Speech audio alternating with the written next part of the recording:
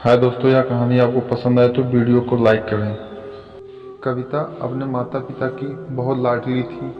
3 बड़े भाइयों की बहन थी। कोई भी चीज़ मांगने पर उसी वक्त सामने हाजिर हो जाती। पूरे घर में रौब था उसका।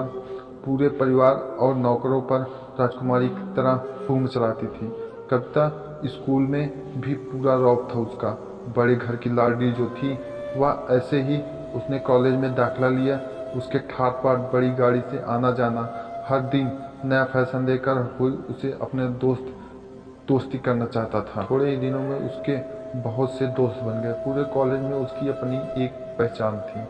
इन दिनों उसके घर एक रिश्ता आया। खानदानी लोग थे और पापा की पुरानी जान पहचान थी। उसके साथ कविता के साथ कोई ज़बरदस्ती नहीं थी, पर कविता ने फिर भी हाँ कर दी, क्योंकि वो अपने परिवार से बहुत प्यार करती थी। वह जानती थी कि वह लोग उसका अच्छा ही सोचेंगे। लड़के का नाम राज था। राज काफ़ी समझदार, पढ़ा लिखा और समझदार लड़का था। ससुराल वाले भी बहुत अच्छे थे। ससुराल में कविता की जगह वैसी ही थी जैसी कि मायके में।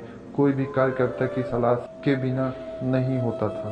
सबकी लाडली बहू बन गई थी वह। फिर उसके घर एक बेटे का जन्म हुआ। राहुल कविता को जान से प्यारा था। पोता पाकर ससुराल वाले तो फूले नहीं समाते थे।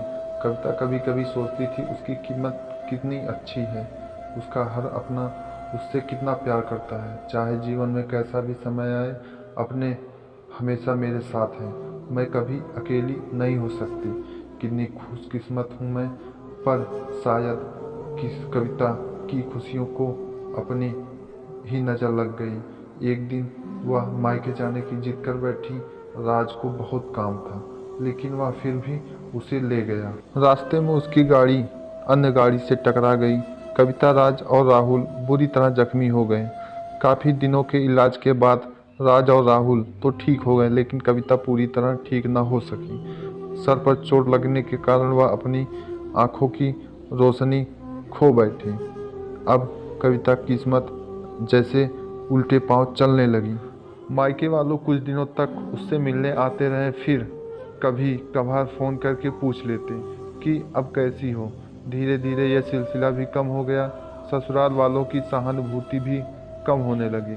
घर में किसी को बैठने के लिए कहती तो जवाब मिलता, बहुत काम है, अब तुम भी हाथ नहीं बटा सकती। राज भी चिड़चिड़ा हो गया था। बस राहुल ही था उसके साथ, जिसके साथ हंसते खेलते वक्त गुजारा करती। एक दिन कविता के हाथ से कुछ सामान गिर गया, जिसकी वजह से राहुल को हल्की सी चोट लग गई। कविता के सास ससुर ने राहुल को उससे अलग कर दिया कि कहीं उसके न देखने की वजह से बच्चे को कोई नुकसान न हो जाए। कविता अंदर से टूट चुकी थी। एक दिन उसने सबके सामने मायके जाने की इच्छा रखी तो राज उसे तुरंत मायके छोड़ आया, जैसे कि वह यही चाहता था। लेकिन राहुल को उसके साथ नहीं भेजा गया। कविता कभी राहुल से दूर नहीं रही थी, पर अपनी कमी के कारण उसने ज़्यादा बहस नहीं की। कविता को लगा कि वह 3-4 दिन तक वहाँ रहेगी, थोड़ा हवा पानी बदल जाएगा, क्योंकि वह इतने दिनों से कहीं बाहर नहीं गई थी। घर वाले भी इतने दिनों बाद उसे देखकर कितने खुश होंगे। कविता के घर पहुंचने पर सब लोग बहुत खुश हुए। खाने में सब कुछ कविता के मनपसंद का बना था। उसने अपने मम्मी पापा और भाई भाभीियों से दिल खोलकर बातें की। उसने छोटे छोटे बच्चे भी बुआ के साथ घुल मिल गए थे। रात को सोने के वक्त जब वह कपड़े बदलने लगी तो उसे पता चला कि उसका बैग तो भरा हुआ था। वह सब समझ गई। वह बहुत उदास हो गई। कुछ दिनों तक तो सब ठीक रहा, फिर जैसे सब बदलने लगा उसका व्यवहार बदल रहा था। वह लोग जैसे थक चुके थे उससे। सब लोग घुमा फिरा कर पूछने लगे कि राज कब आ रहा है उसे ले जाने। वह बहाना बना देती, जब वह जानती थी कि उस घर में अब उसके लिए कोई जगह नहीं। कविता से चलते वक्त कुछ न कुछ नुकसान हो जाता। थोड़ी बहुत टोका टाकी उसे सुनाई देती, वह टाल देती। एक दिन उसके हाथ से लगकर एक कीमती फूलदान टूट गया। छोटी भाभी ने बहुत हंगामा मचाया। कविता के माता पिता रोज रोज के झमेले से तंग आ गए थे। उन्होंने राज को खुद से फ़ोन कर दिया। राज कविता को अपने घर ले गया। कविता को अपने परिवार वालों से ये उम्मीद न थी।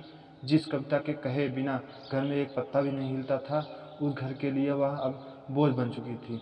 राज के सास ससुराल आते वक्त वह बहुत खुश थी, क्योंकि वह अपने घर जा रही थी। अपने जिगर के टुकड़े राहुल के पास, परंतु यह खुशी भी कुछ ही पल की थी। सारा बंदोबस्त पहले ही किया हुआ था। कविता को सीधे ऊपर वाले कमरे में पहुंचा दिया गया। राहुल से दूर रखने की सख्त चेतावनी दी गई। धन्यवाद।